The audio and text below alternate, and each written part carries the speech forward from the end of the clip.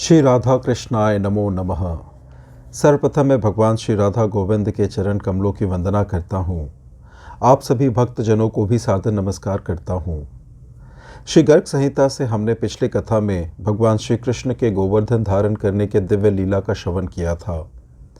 आज की कथा अति रोचक है क्योंकि गोवर्धन लीला के पश्चात सभी ब्रजवासी गोपगण भगवान श्री कृष्ण के शक्ति सामर्थ्य पर संदेह करने लगते हैं और यह मानते हैं कि यह कोई यादव कुल का साधारण बालक नहीं है। इसलिए नंद यशोदा को ठीक ठीक बताना होगा कि कृष्ण उनका पुत्र कैसे हुआ। यह अति विस्मय और चकित करने वाली घटना है क्योंकि ब्रजवासी जिनकी रक्षा भगवान ने गोवर्धन पर्वत को धारण करके किया था, आज वही गोपगण प्रभु पर संदेह कर रहे हैं और नंद यशोदा को समाज से बहिष्कृत करने की चर्चा कर रहे हैं। आगे जो हुआ हम इस अति रोचक कथा के माध्यम से श्रवण करेंगे। कथा का श्रवण कृपया अंत तक करें जिससे आप सभी को ज्ञात होगा कि किस प्रकार भगवान श्री कृष्ण लीला रचते हैं और अपने भगवत स्वरूप से सबको अवगत कराते हैं। कथा इस प्रकार से प्रारंभ होती है। श्री नारद जी कहते हैं, एक समय समस्त गोपों और गोपियों ने नंदनंदन के उस अद्भुत चरित्र को देखकर यशोदा सहित नंद के पास जाकर कहा। सभी गोप बोले, हे यशोमय गोपराज, तुम्हारे वंश में पहले कभी कोई ऐसा बालक नहीं उत्पन्न हुआ था जो पर्वत उठा ले। तुम स्वयं तो एक शिलाखंड भी 7 दिन तक नहीं उठाए रख सकते, कहाँ तो 7 वर्ष का बालक और कहाँ उसके द्वारा इतने बड़े गिरिराज को हाथ पर उठाए रखना। इससे तुम्हारे इस महाबली पुत्र के विषय में हमें शंका होती है। जैसे गजराज एक कमल उठा ले और जैसे बालक गोबर छत्ता हाथ में ले ले, उसी तरह इसने खेल ही खेल में एक हाथ से गिरिराज को उठा लिया था। यशोदे, तुम गोरी हो और नंद जी तुम भी सुवर्ण दृष्ट गौर वर्ण के हो, किंतु यह श्याम वर्ण का उत्पन्न हुआ है। इसका रूप रंग इस कुल के लोगों से सर्वथा विलक्षण है। यह बालक तो ऐसा है जैसे क्षत्रियों के कुल में उत्पन्न हुआ हो। बलभद्र जी भी विलक्षण है, किंतु इनकी विलक्षणता कोई दोष की बात नहीं है क्योंकि इनका जन्म चंद्रवंश में हुआ है। यदि तुम सच सच नहीं बताओगे तो हम तुम्हें जाति से बहिष्कृत कर देंगे, अथवा यह बताओ कि गोपकुल में इसकी उत्पत्ति कैसे हुई। यदि नहीं बताओगे तो हमसे तुम्हारा झगड़ा होगा। श्री नारद जी कहते हैं, गोपों की बात सुनकर यशोदा जी तो भय से कांप उठी, किंतु उस समय क्रोध से भरे हुए गोपगणों से नंदराज जी इस प्रकार बोले। श्री नंद जी ने कहा, हे गोपगण, मैं एकाग्रचित होकर गर्ग जी की कही हुई बात तुम्हें बता रहा हूँ, जिससे तुम्हारे मन की चिंता और व्यथा शीघ्र दूर हो जाएगी। सुनो, पहले कृष्ण शब्द के अक्षरों का अभिप्राय सुनो।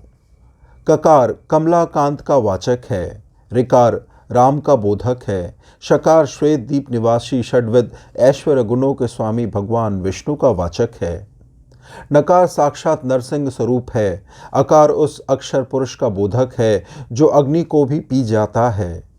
अंत में जो विसर्ग नामक 2 बिंदु हैं, ये नर और नारायण ऋषियों के प्रतीक हैं। ये छहो पूर्ण तत्व जिस परिपूर्णतम परमात्मा में लीन है, वही साक्षात कृष्ण है। इसी अर्थ में इस बालक का नाम कृष्ण कहा गया है।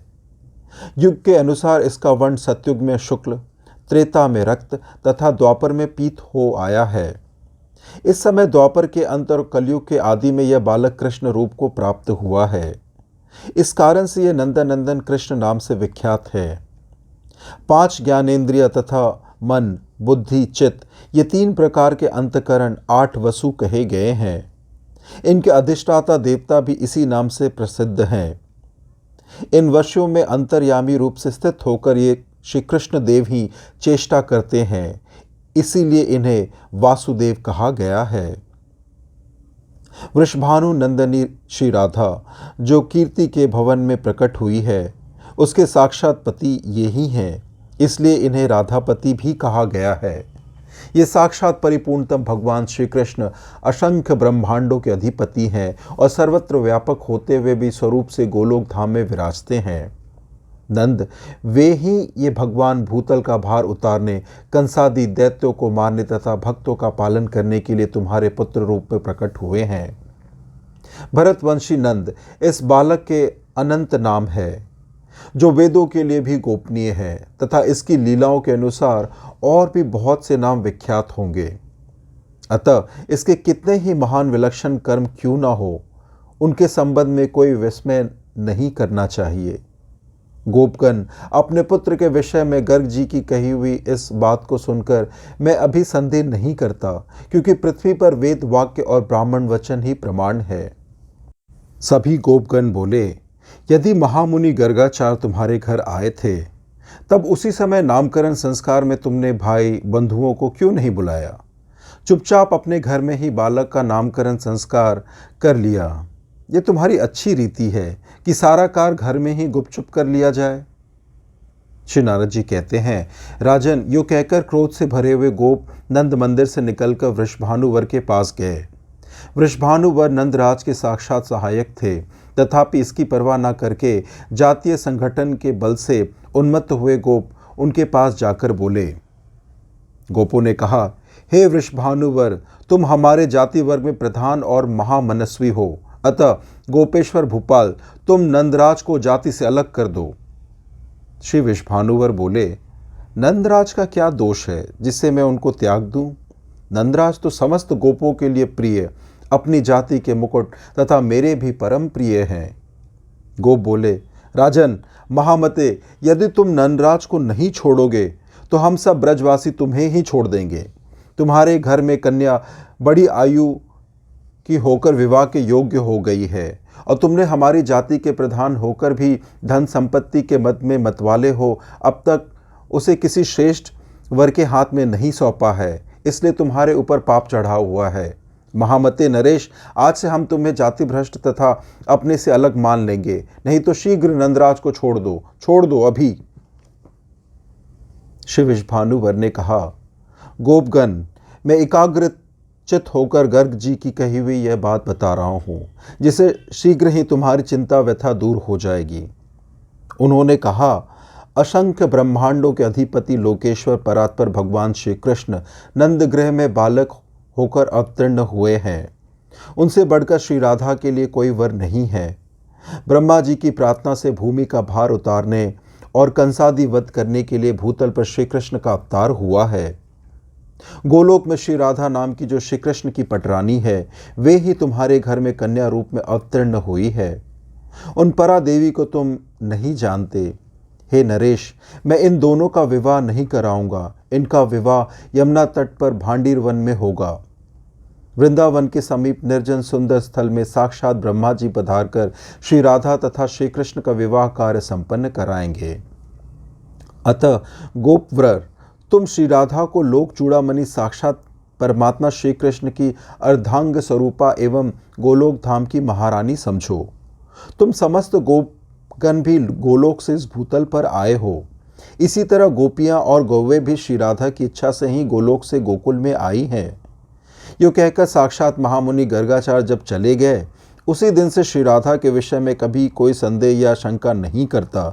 इस भूतल पर ब्राह्मण वचन वेद वाक्य प्रमाण है। गोपो, यह सब रहस्य मैंने तुम्हें सुना दिया, अब और क्या सुनना चाहते हो? आगे नारद जी कहते हैं, राजन, वृषभानुवर की यह बात सुनकर समस्त ब्रजवासी शांत हो गए। उनका सारा संशय दूर हो गया तथा उनके मन में बड़ा विस्मय हुआ। वे पुनः कहने लगे, राजन, तुम्हारा कथन सत्य है। निश्चय ही यह राधा श्री हरि की प्रिया है। इसी के प्रभाव से भूतल पर तुम्हारा वैभव अधिक दिखाई देता है। हजारों मतवाले हाथी, करोड़ों चंचल घोड़े तथा देवताओं के विमान सदृश करोड़ों सुंदर रथ तथा शिबिकाएं तुम्हारे यहाँ सुशोभित होती हैं। इतना ही नहीं, सुवर्ण तथा रत्नों के आभूषणों से विभूषित कोटि कोटि मनोहर गौवे, विचित्र भवन, नाना प्रकार के मणिरत्न, भोजन, पान आदि का सर्वविध सौख्य, ये सब इस समय तुम्हारे घर में प्रत्यक्ष देखा जाता है। तुम्हारा अद्भुत बल देखकर कंस भी पराभूत हो गया है। महावीर, तुम कन्याकुब्ज देश के स्वामी साक्षात राजा भलनंद के जमाता हो तथा कुबेर के समान कोषाधिपति हो। तुम्हारे समान वैभव नंदराज के घर में कहीं नहीं है। नंदराज तो किसान, गोयूथ के अधिपति और दीन हृदय वाले हैं। हे प्रभु, यदि नंद के पुत्र साक्षात परिपूर्णतम श्री हरि हैं, तो हम सबके सामने नंद के वैभव की परीक्षा कराइए। श्री नारद जी कहते हैं, राजन, उन गोपों की यह बात सुनकर महान वृषभानुवर ने नंदराज के वैभव की परीक्षा की।